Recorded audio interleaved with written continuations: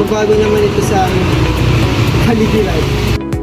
Leksyon sa bawat isa sa mga mag-aaral. Maging responsableng mamamayan at maging makadiyos.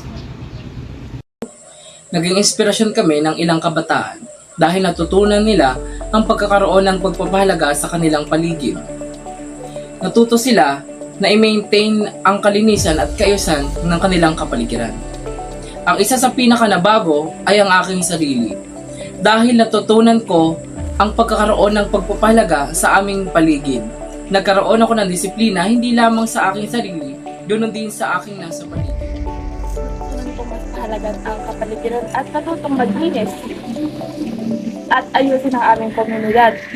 Nagkaroon din ako ng koneksyon sa bawat isa sa mga mag-aaral ng mga nakalinis. At sa mga estudyanteng nasa barangay namin, nagkaroon kami ng unity sa paglilinis at sa pagtuturo sa mga bata. Mas natuto ako na tumulong ng bukal sa puso at mas naging maganda ang kapaligiran dito sa aming komunidad. Mas nalaman ko ang kagandahan ng pagtulong sa kapwa at paglilinis ng kapaligiran. Noong nagsimula ng COD-NA, I became more aware of environmental issues na nangyayari sa simbahan because pansin ko din na maraming pagkalat at walang masyadong nakakapag-intindi sa simbahan. At isa ang attending COD-NA sa mga nakatulong doon dahil maraming kabataan na ang tumutulong upang mapanatili ang simbahan. Madami ako naging realization at natutunan sa paglilingkod sa barangay.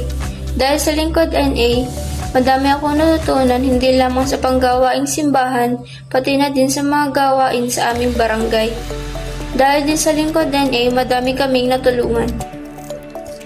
Ang nagpabago sa akin ay ang pagpapahusay ng aking kakayahan sa pagsasagawa ng mga tungkulin at pagtugon sa mga hamon. Dahil sa Lingkod NA, malaki ang naging tulong nito sa aming kapaligiran, hindi lang sa aming paligid, kundi pati na rin sa aming buong barangay.